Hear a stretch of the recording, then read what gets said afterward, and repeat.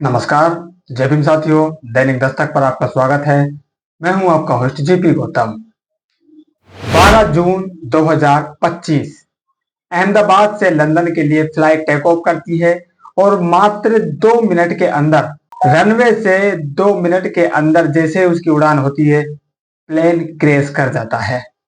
जैसे ही plane crash करता है, मौके पर ही 241 जो यात्री हैं उनकी डेथ हो जाती है। सिर्फ एक शख्स, एक यात्री उनमें से जिंदा बच पाता है, जिसके बयान के आधार पर एक चौंकाने वाली जो खबर है वो चल रही है और जिसका समर्थन राजरतन अंबेडकर ने किया है। आप सोशल मीडिया पर लगातार देख रहे हैं, टीवी मीडिया पर भी आप देख रहे हैं कि इस प्लेन क्रैश के पीछे आखिर क्या वजह है। उनकी पड़ताल धीरे धीरे लोग अपने अपने हिसाब से कर रहे हैं। कोई कह रहा है कि उसके विंग्स नहीं खुले थे, कोई कह रहा है कि उसके जो व्हील है वो ओपन थे, कोई कह रहा है कि उसमें एक नीचे की तरफ एक टरबाइन होता है, वो टरबाइन उसका खुल गया था।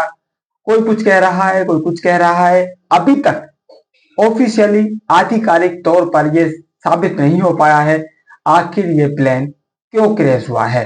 अब इन सबके बीच एक नई थियरी और आई है और इस थियरी को जन्म दिया है राजरतन अंबेडकर ने। उनका कहना है कि इस प्लेन में गुजरात के पूर्व सीएम मौजूद थे और आरएसएस बीजेपी ने उनको मरवाने के लिए इस प्लेन में बम धमाके करवाए हैं। यानी कि इस प्लेन को क्रैश करवाने के पीछे जो बड़ी वजह है वो बीजेपी और आरएसएस है। आप खुद सुनिए उनके इस बयान में वो क्यों दावा कर रहे हैं और वो इस दावे को मजबूती देने के लिए क्या दलीलें दे रहे हैं। नमो बुद्धाय। आप लोगों ने हेमंत करकरे का नाम सुना है? विजय सालस्कर, ये मुंबई पुलिस के सबसे टॉप नॉच पुलिस अधिकारी थे जो प्रज्ञा सिंह ठाकुर के मामले में इन्वेस्टिगेशन कर रहे थे और कई सारे प्रूफ इन लोगों के हाथों में लग गए थे। कुछ लैपटॉप्स लग गए थे, कई सारे सुराग उनको मिल गए थे और आरएसएस के अगेंस्ट में कई सारे प्रूफ इन्होंने जमा कर लिए थे। इन 2 ऑफिसर्स को मरवाने के लिए, इन 2-3 ऑफिसर्स को मरवाने के लिए और वो पूरा इन्वेस्टिगेशन रुकवाने के लिए मुंबई में कसाब 26/11 ये सब करवाया गया। और ये मैं नहीं कह रहा हूं, ये हु किल्ड करकरे नाम की किताब लिखकर उन्हीं के पुलिस ऑफिसर ने ये बातें भारत के सामने लाई है। और मजेदार बात यह है कि इस किताब पर एक भी पुलिस ऑफिसर ने, चीफ मिनिस्टर ने, प्राइम मिनिस्टर ने, आरएसएस ने कभी भी इसका विरोध नहीं किया, कभी इनके खिलाफ डिफेमेशन की केस दायर नहीं की।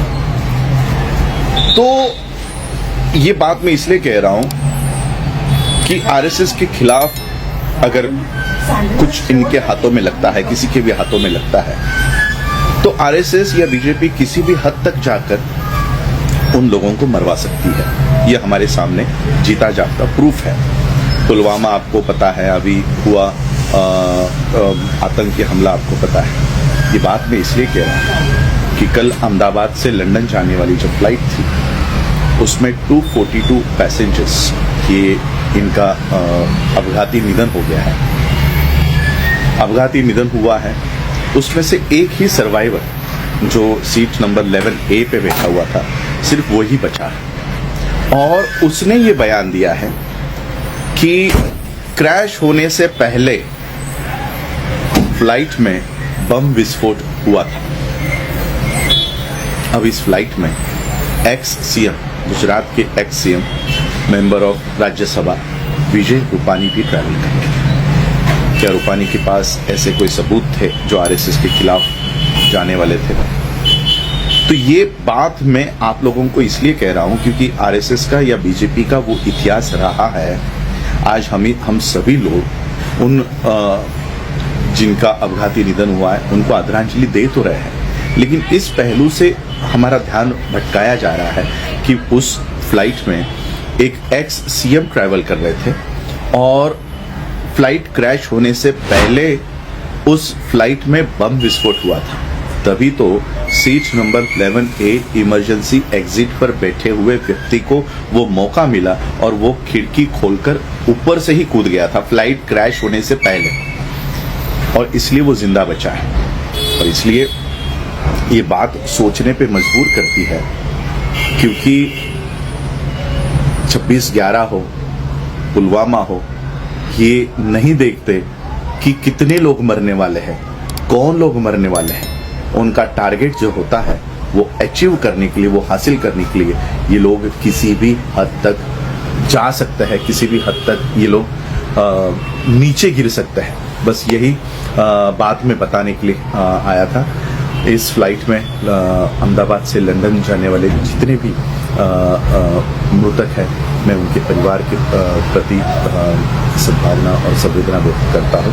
और यही सोचता, यही, क्योंकि अहमदाबाद में हुआ है, गुजरात में हुआ है या भारत में हुआ है, इसकी इन्वेस्टिगेशन कहाँ जाएगी ये आप सभी लोगों को पता है।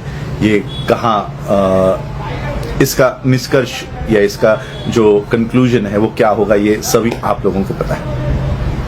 अंबर जी कह रहे हैं, मुझे भी यही लगता है कि यही बात है। विजय रूपानी का प्लान में रहना कोइंसिडेंस नहीं हो सकता। ये बातें, क्योंकि मीडिया तो ये बात नहीं कहेगी, क्योंकि मैं तो अभी मीडिया, इनको टीवी चैनल्स भी नहीं कहता।